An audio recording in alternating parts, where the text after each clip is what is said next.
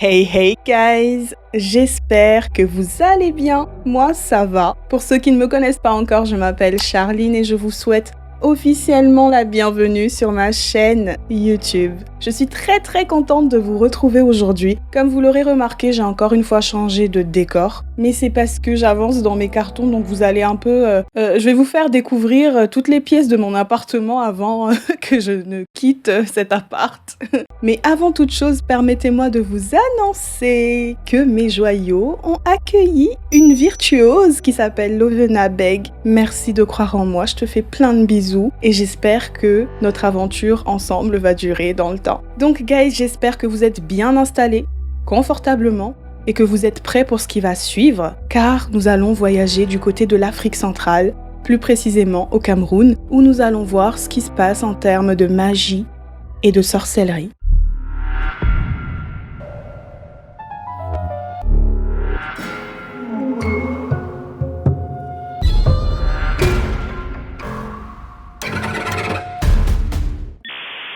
Écoutez-moi, écoutez tous.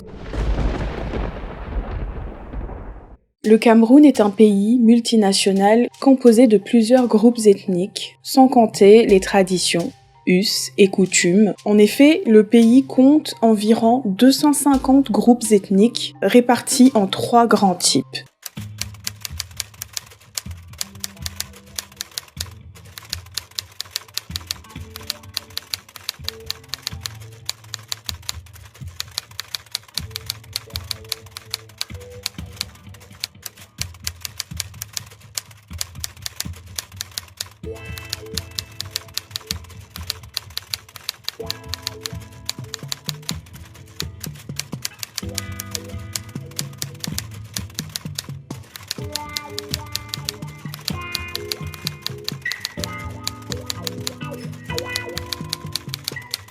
Avec autant de diversité linguistique et ethnique, il est assez facile d'imaginer la richesse culturelle du pays. Mais qu'en est-il de ses traditions à proprement parler, ainsi que de ses différentes croyances? Avant de vous présenter, du coup, les témoignages que mes abonnés m'ont envoyés, et Dieu sait que j'en ai reçu, oh mon Dieu, vous m'en avez tellement envoyé, que je pense que la partie Cameroun, je vais la séparer en plusieurs parties, ou alors je vais aborder quelques témoignages, et après avoir fait grosso modo le tour de l'Afrique de vos témoignages, on reprendra au Cameroun. Donc avant de vous présenter les témoignages de mes abonnés natifs de ce pays, je me suis dit qu'il était quand même opportun de savoir quelles étaient les croyances ancestrales de tous ces groupes ethniques ou de la plupart de ces groupes ethniques qui composent le Cameroun. Bien sûr, on ne pourra pas faire le tour parce qu'il y a 250 ethnies, mais j'en ai trouvé pas mal. Et donc je me suis dit qu'il était assez important de connaître les traditions, les croyances et les religions qui composent ce pays. Car bien qu'aujourd'hui le pays soit majoritairement composé de religions monothéistes, car il y a 69% de chrétiens, 24% de musulmans et 14% d'animistes, ainsi qu'une infime minorité d'autres formes de croyances, je me suis dit que c'était important quand même qu'on sache quelles étaient les croyances traditionnelles. Donc on dit RTA en fait, les religions traditionnelles africaines, mais quelles étaient les religions traditionnelles camerounaises. Donc, avant d'entrer dans la partie sombre qui nous intéresse, faisons un peu d'histoire, de théologie, d'anthropologie, de tout ce que vous voulez, découvrant ce grand pays d'Afrique centrale qu'est le Cameroun.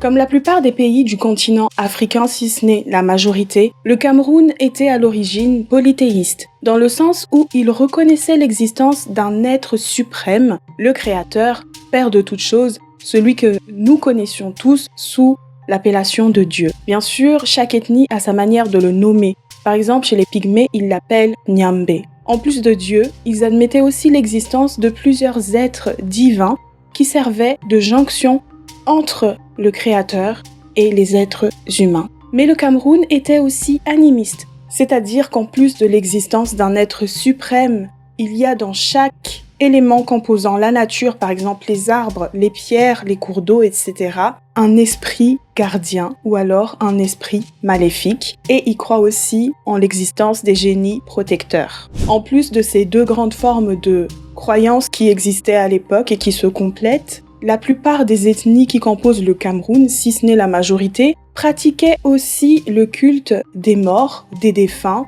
et des ancêtres. Je m'explique. Le culte des morts, c'est l'ensemble des traditions, des coutumes faits pour enterrer les morts. Le culte des défunts, quant à lui, c'est la célébration de l'accueil du mort dans le monde de l'au-delà. Enfin, le culte des ancêtres, grosso modo, explique tout simplement la croyance en l'existence d'une vie après la mort. C'est-à-dire que le lien entre les morts et les vivants n'est jamais rompu. Parlant d'ancêtres, il s'agit ici des ancêtres que nous connaissons, nos proches en fait, que nous arrivons à nommer, ou alors des ancêtres fondateurs, qui sont encore plus anciens que les précédents. Par exemple, chez les Bamileke, une ethnie à l'ouest du Cameroun, accrochez-vous bien car celui-ci, il est très corsé.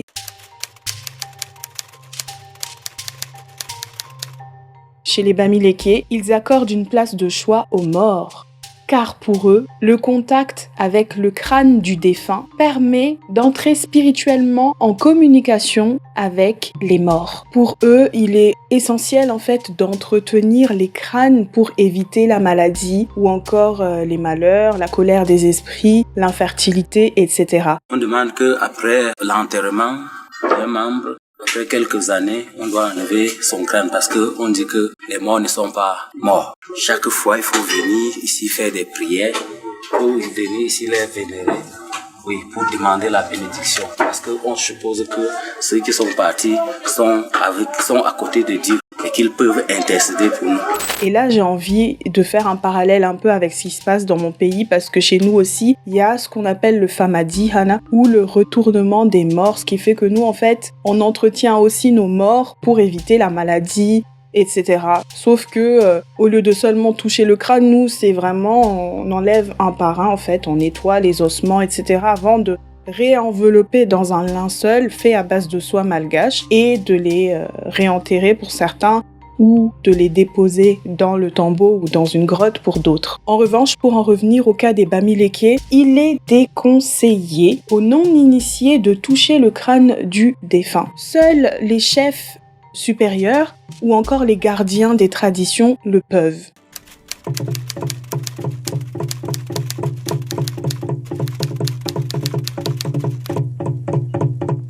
Maintenant, chez les peuples d'origine bantoue tels que les Sawa au sud-ouest du Cameroun, ils vouent un attachement au culte du Gondo. Ils développent des pratiques religieuses fortement liées aux forces naturelles aquatiques. Pour eux, l'eau constitue un bien culturel et spirituel, car elle abrite leur divinité qui s'appelle Djengu, communément connue sous le nom de Mamiwata par les non-initiés ou l'esprit des eaux, la mère des eaux. Donc les Sawa considèrent que le monde du visible et le monde de l'invisible se côtoient. Le culte du Gondo ne se fait pas n'importe comment, dans n'importe quelle circonstance. Ça se fait dans le cadre de cérémonies dont certaines sont privées, secrètes, tandis que d'autres sont accessibles au grand public.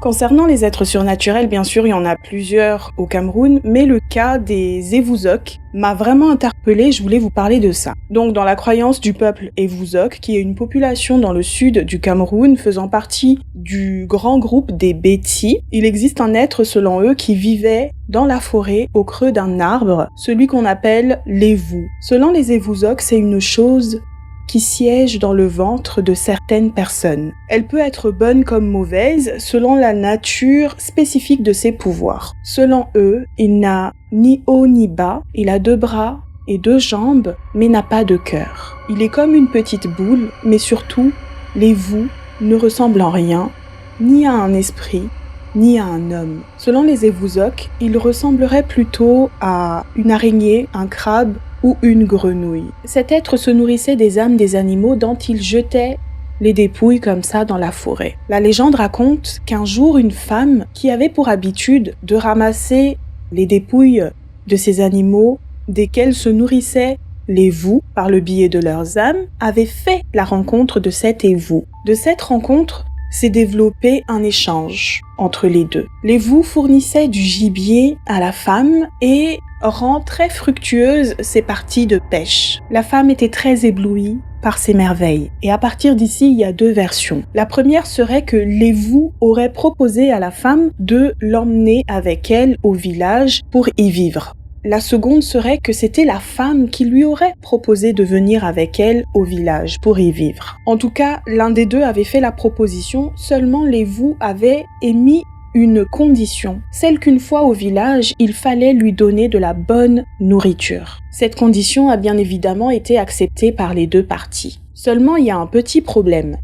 Comment transporter Lévou au village sans jambes pour marcher? Il a vraiment des jambes, mais il peut pas mouvoir en fait ses jambes, d'après ce que j'ai compris en tout cas. C'est ma supposition. En tout cas, la femme lui proposa du coup de lui porter sur son dos ou dans le panier qu'elle emmenait pour aller ramasser les dépouilles des animaux ou les poissons de ces pêches fructueuses. Donc la femme lui a fait ces 2 propositions, mais la nature de Lévou ne lui permettait pas d'être transporté dans ces conditions. Finalement, Lévou suggère une solution, celle de le laisser se glisser dans le ventre de cette dernière en passant par son entrejambe. C'est pourquoi les Évouzoques comparent également Lévou à un arbre qui enfonce ses racines dans le ventre de celui ou de celle qui le transporte en étendant ses branches dans tout son corps. Une fois au village, Lévou, tapis dans le ventre de la femme, demande à manger. Seulement, la nourriture proposée par le service ne lui convient pas. Les poulets qu'elle lui donnait ne constituaient pas une véritable nourriture pour lui, comparable au gibier qu'il avait pour habitude de manger dans la forêt. Après avoir mangé tous les animaux domestiques destinés normalement aux échanges ou encore aux sacrifices, Lévou, qui n'arrivait pas du tout à se rassasier, voulait encore plus gros. Il a exigé des vies humaines. Et donc, Lévou serait à l'origine de la sorcellerie. Souvenez-vous, les Évous ne sont ni bons ni mauvais. Et en fonction de cette affirmation, il y a 3 grandes classes d'Évous. Donc la première classe concerne tous les Évous qui appartiennent au monde nocturne, donc attribués aux hommes de la nuit. Donc ces Évous dominent leurs hôtes pour qu'ils se retournent contre leurs entourages de près ou de loin. Il y a par exemple l'Évou de méchanceté, donc qui mange et tue les hommes, mange les âmes des hommes. Il y a l'Évou improductif qui provoque la stérilité, ou encore l'Évou gêneur qui entraîne la haine et l'égoïsme, c'est-à-dire que si un homme vient de se marier, il va haïr sa femme, ou alors si un frère vient d'avoir une petite sœur, si il est habité par l'Évou, il va haïr sa petite sœur et il n'aimera que lui en fait. C'est pourquoi on parle d'égoïsme et de haine. Dans la deuxième classe, il y a les Évous qui sont contrôlés par leurs possesseurs. C'est-à-dire que des hommes vont contrôler ces Évous pour en tirer de grands avantages. Donc l'hôte, en faisant de l'Évou son serviteur, va obtenir richesse, prospérité,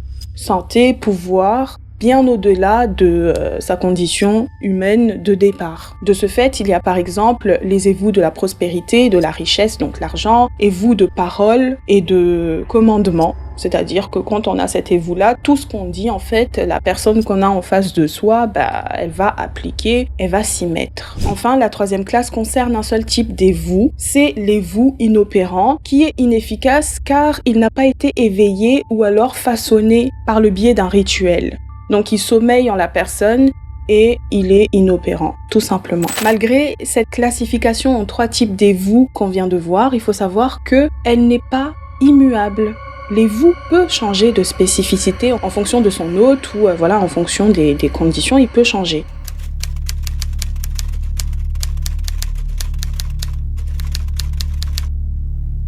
Toujours en parlant de sorcellerie, nous allons maintenant nous intéresser au Kong, qui est assez particulier. C'est une pratique sorcellaire maléfique auquel s'adonnent certaines sociétés secrètes présentes au centre, au sud et à l'est du Cameroun. Cette pratique est très ancienne et se transmet de génération en génération tel un héritage. Le Kong consiste à faire mourir une ou plusieurs personnes pour en faire des esclaves, des esprits errants, soit dans notre monde, soit dans le monde de l'au-delà. Donc, Ils font mourir ces gens pour honorer l'engagement qu'ils ont pris envers les autres membres de cette société secrète. Ceux qui s'adonnent à cette pratique ne le font pas pour l'argent. Je parle bien du Kong. Bien sûr, il y a des cas particuliers, mais en général, ceux qui pratiquent le Kong ne le font pas pour l'argent. Ils le font pour augmenter leur puissance occulte. Leur principale règle pour pouvoir intégrer cette société secrète est de manger une personne.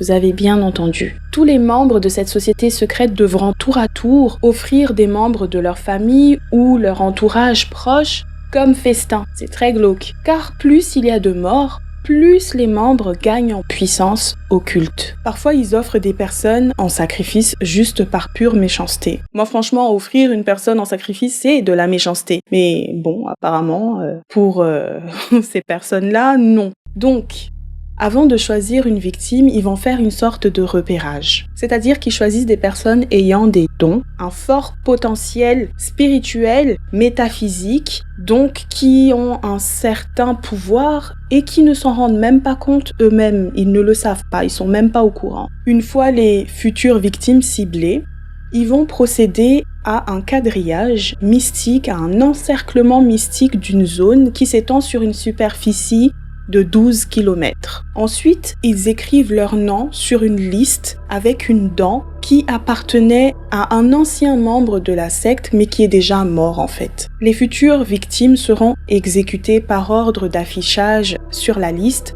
de haut en bas. Les membres du Kong, grâce à un réseau de complicité des sorciers qui sont proches de la victime, vont lui faire ingurgiter un poison zombie, qui est souvent d'origine végétale, par le biais de son repas ou durant son sommeil. Et à partir d'ici, il y aura 2 cas de figure. Donc, après avoir ingurgité le poison zombie, soit il va directement donner la mort à la victime, auquel cas son âme sera esclave dans l'autre monde. Soit deuxième cas, le poison zombie va juste donner l'apparence de la mort, alors que la victime est tout juste endormie. C'est-à-dire qu'elle est juste en état de rigidité cadavérique. Il y a donc absence apparente de pouls et de respiration de la victime, alors que, voilà quoi, elle est toujours en vie, mais endormie en apparence. Dans ce deuxième cas, toujours comme la famille croit que la victime est morte, elle va procéder du coup à la veillée funéraire, etc. et à l'enterrement.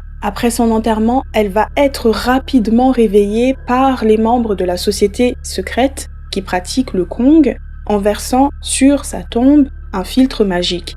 Et ici, il y a un parallèle à faire avec les zombies d'Haïti parce qu'il y a la même pratique aux Antilles où ils font à peu près la même chose, c'est-à-dire que le sorcier va faire ingérer à sa victime le poison zombie et donc il sera en état de rigidité cadavérique. Et après l'enterrement, il va le réveiller, etc. Il va le transformer en zombie. Je vous en parlerai lorsque je traiterai du cas d'Haïti, en espérant que ce sujet vous intéresse. Mais revenons-en à nos moutons. Lorsque certaines familles s'interrogent sur la mort subite d'un des membres de leur famille alors que cette personne était apparemment en bonne santé, elles vont directement penser au Kong. Et lorsqu'elles sont sûres ou lorsqu'elles croient que c'est du Kong, elles vont enterrer le cadavre de leur défunt accompagné d'un chat.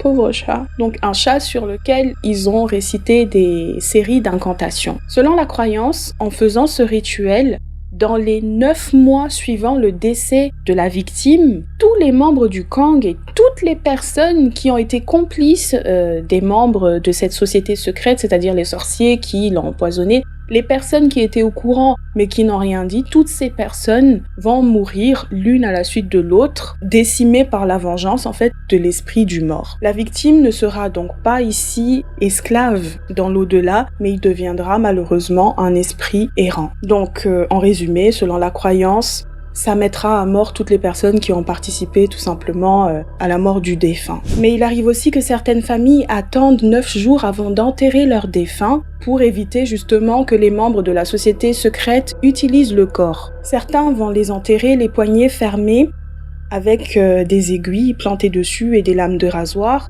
et également des gris-gris posés dans les paumes de leurs mains. Tandis que d'autres vont encore plus loin en versant de l'acide sur le corps du défunt pour qu'il soit inutilisable par les membres de la société secrète qui pratiquent le Kong.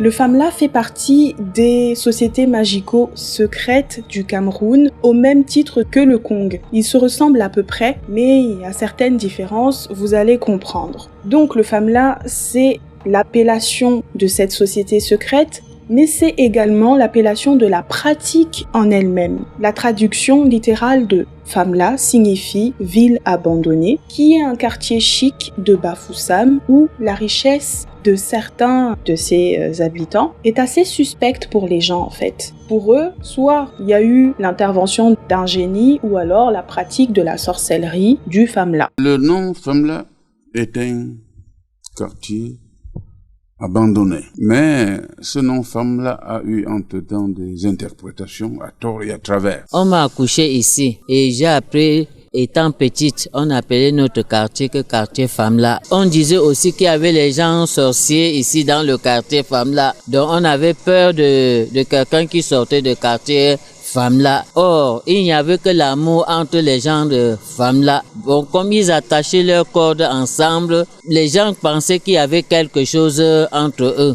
Donc, concrètement, qu'est-ce que le FAMLA? Il s'agit d'une association de personnes dans une société secrète, clairement une secte, faisant usage de forces mystiques surnaturelles, pratiquant la sorcellerie pour obtenir plus de pouvoir, plus de longévité et surtout plus de richesse. L'appellation FAMLA est propre au pays Bamileke, qui est un grand groupe ethnique du pays, mais on voit aussi le FAMLA sous d'autres appellations dans d'autres régions du pays. Donc la différence qu'on peut faire entre le Kong et le FAMLA, c'est la finalité. L'autre, c'est pour avoir plus de force occulte, et l'autre, c'est pour avoir plus d'argent. Mais bon, il peut aussi y avoir des exceptions des deux côtés. Donc le FAMLA, c'est clairement ce qu'on appelle la sorcellerie des riches, qui explique apparemment le succès assez étrange de certains hommes d'affaires. Dans l'imaginaire collectif au Cameroun, les personnes qui pratiquent le FAMLA tuent des gens pour ensuite les réanimer sous forme de zombies afin qu'ils travaillent pour eux, pour qu'ils s'enrichissent encore plus. Les victimes sont vendues par leurs meurtriers et envoyées dans un pays lointain, donc ils peuvent pas rester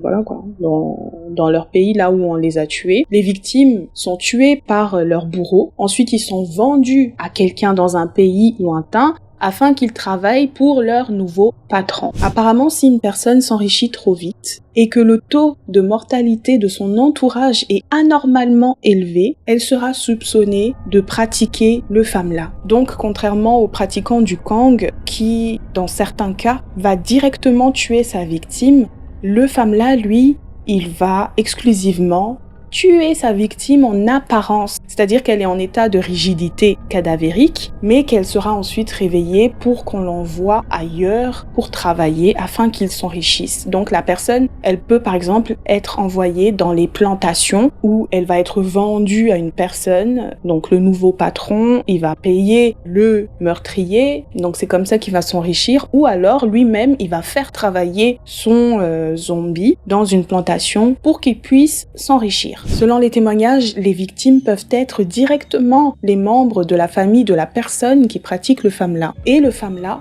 peut se faire de manière volontaire ou involontaire. Sur le cas spécifique du recrutement involontaire, des fois, si ce n'est dans la majorité des cas, il s'agit de personnes qui sont incapables de rembourser leur emprunt, qui vont être enrôlées involontairement dans le FAMLA. C'est-à-dire qu'elles vont devoir tuer des membres de leur famille afin de rembourser leurs dettes. Et l'autre cas de figure, c'est alarmant. Donc, s'il vous plaît, encore une fois, ne faites confiance à personne. Soyez prudents. Faites attention à vous. Surtout les personnes qui ont des dons, car il suffit aux recruteurs d'offrir de la nourriture ou de l'argent à leurs cibles pour les piéger. Et d'ailleurs, à ce propos, dans les témoignages qui vont suivre, dans les prochaines vidéos, il y a ce cas-là. Vous le verrez. L'autre cas de figure, c'est que parfois, il suffit d'avoir imprudemment répondu à l'appel de quelqu'un la nuit, dehors, l'appel d'un membre d'un FAMLA, ou d'appeler à voix haute quelqu'un qu'on connaît dans la rue la nuit pour mordre à l'hameçon, pour tomber dans le piège. Donc,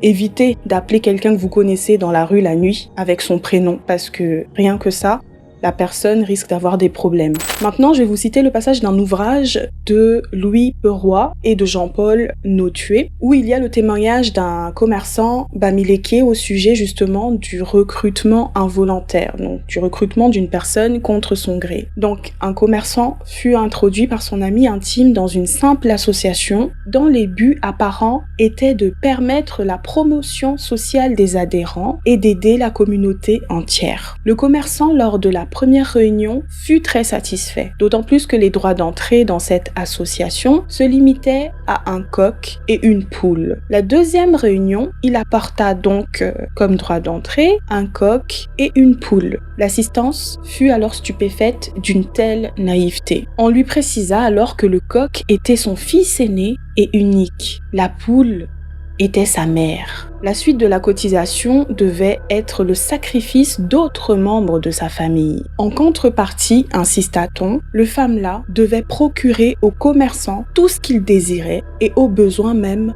prolonger sa vie. C'est vraiment creepy. Mais vous devez sûrement vous demander quels sont les risques lorsqu'on refuse finalement une initiation aux femmes-là alors qu'au départ, on était volontaire. Donc parmi les risques, il peut y avoir la menace de la malédiction de la personne qui au départ était volontaire. Il peut y avoir aussi le déshéritage si c'est un parent qui veut enrôler son enfant dans le FAMLA, dans la société secrète, cette secte. Parmi les risques, il y a aussi le fait de salir la réputation de la personne pour qu'elle ne soit plus rien du tout au sein de la société. Et vous vous doutez bien qu'il y a pire que ça. Il peut y avoir aussi la mort. Autre cas de figure, selon l'imaginaire collectif, ce qui se dit en tout cas au Cameroun, c'est que si une personne qui a rejoint la société secrète ne fournit pas assez de cadavres pour les sacrifices humains, elle peut se faire tuer par les membres de la société secrète. Pour vous faire comprendre l'ampleur de ce phénomène qu'est le FAMLA au Cameroun, même les dirigeants en parlent. C'est-à-dire que le gouverneur de l'extrême nord du Cameroun, Awa Fonka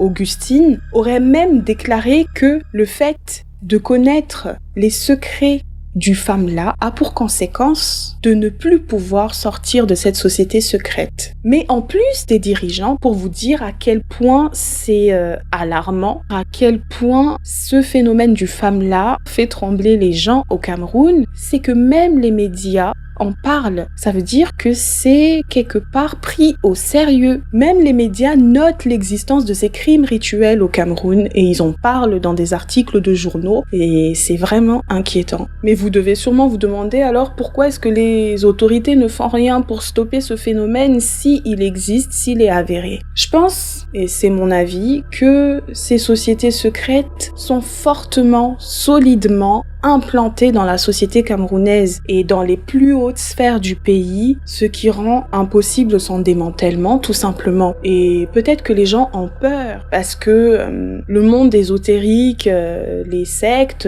ça fait toujours peur en fait quand on en entend parler et les forces mystiques et spirituelles maléfiques que ces gens-là manipulent, que ce soit dans le FAMLA, le Kong, etc., sont tellement puissantes, je pense que les gens ils ont peur tout simplement et ils préfèrent être prudents en tentant de ne rien faire et en se protégeant, je pense, que de tenter de faire front ensemble pour lutter contre ce fléau que connaissent tous les Camerounais. Mais donc voilà, you guys, ce sera tout pour cette première partie introductive à la magie et la sorcellerie qui se passe au Cameroun. Donc on a fait de l'histoire, de l'anthropologie, de la théologie, tout ce que vous voulez. Donc j'espère que ça vous a plu, que vous avez appris pas mal de choses. Comme moi, j'ai appris pas mal de choses. J'ai pris un malin plaisir à consulter ces ouvrages et à vous faire ce script. Dites-moi ce que vous en pensez jusqu'ici, de ce qu'on a vu par rapport au Kong, au FAMLA, etc. Et la semaine prochaine, nous allons entamer du coup les histoires flippantes au Cameroun. Et tenez-vous bien, ces histoires sont juste folles. C'est creepy, c'est tout ce que vous aimez, tout ce que vous voulez, mais je vais en arrêter là parce que sinon la vidéo sera trop longue. Si ça vous a plu, vous savez déjà ce qu'il vous reste à faire. Vous commentez, vous likez, vous partagez la vidéo au maximum. Rejoignez la famille, agrandissons-nous vivants. Abonnez-vous, activez la petite cloche pour ne rien rater de mes prochaines vidéos. Quant à moi, je vais en arrêter là, you guys. Je vous fais plein de bisous. Prenez soin de vous, fermez vos portes et vos volets. Et surtout, ne faites confiance à personne et ne répondez pas lorsque vous entendez quelqu'un appeler votre prénom tard dans la nuit, car on ne sait jamais.